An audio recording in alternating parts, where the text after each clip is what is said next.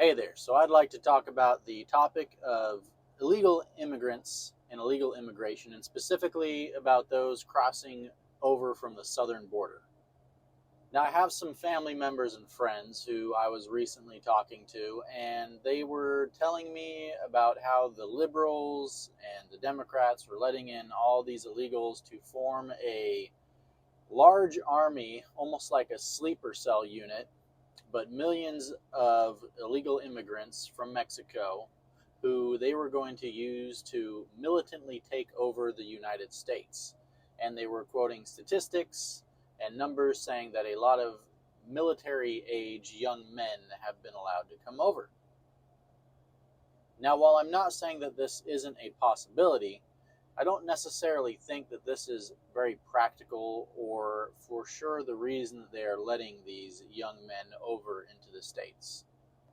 Now, while I haven't seen any actual small armies of militant, military age illegal immigrants, when they use the phrase military age illegal immigrants, it made me think of where I have seen a small quote unquote army of illegal immigrants from the ages of 18 to 40s ish. And that is at many construction job sites that I've worked at. So, now in case you can't already tell, I work in construction and I've worked at a lot of large construction sites and a lot of them in the southern states. And one thing I have noticed is that there are a lot of Spanish speaking only workers, both male and female, at a lot of these job sites.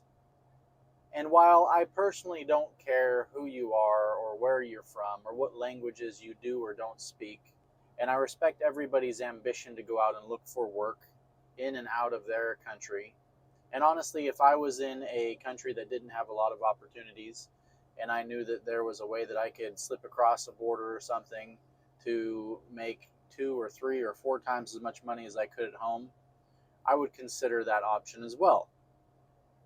And again, going back to the strategy of liberals or Democrats or Republicans or whatever side you think is doing this, or you think is raising an army for militant or military purposes or Civil War purposes, I personally don't think that's what's going on.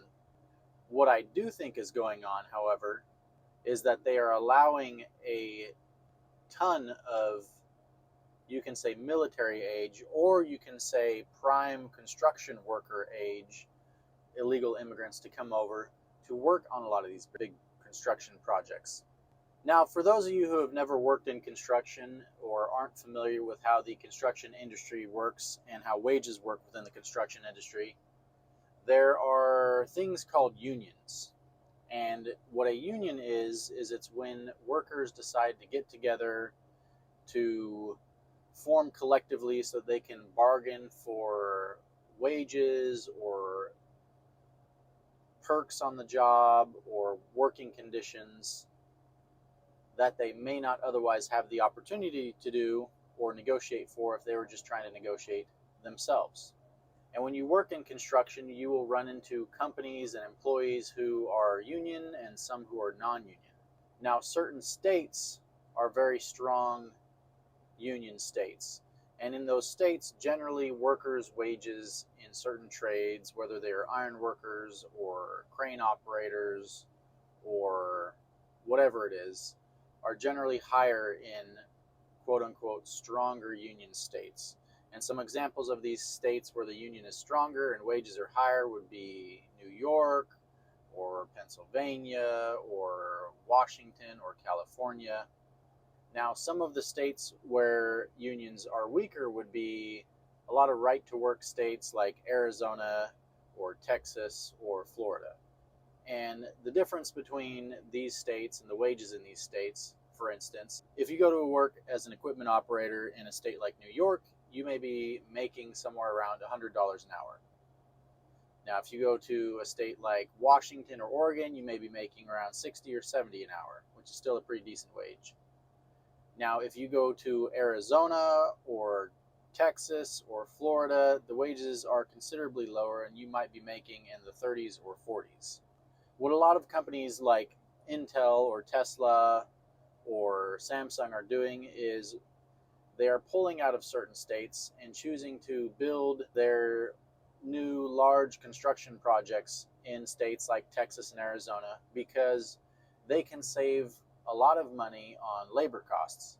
Because rather than having to pay $60 or $70 an hour to all their employees, they are only having to pay like 30 or 40. Now, the way that unions in a lot of these union states are able to be so strong and to have so much negotiating power is by recruiting a large number, preferably 100%, but a large number of, or a majority of workers and companies to be in the union.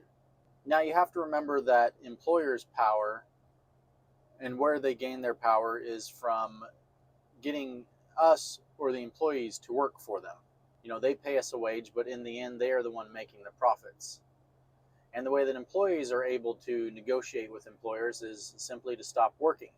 So let's say you have a state where 100% of the workers are in the union, and the employer says that they want to pay like $30 an hour, right? Well, if the employees don't think that that's a fair wage and they're like, no, we want 60, what they can do is they can all choose not to work. And if through contracts or politics, the employer can only hire union employees or has promised to only hire union employees, and none of the union employees are working, then the union employees are able to weaken the resolve or strong arm, if you want to call it that, the employer into meeting their demands or meeting their expectations.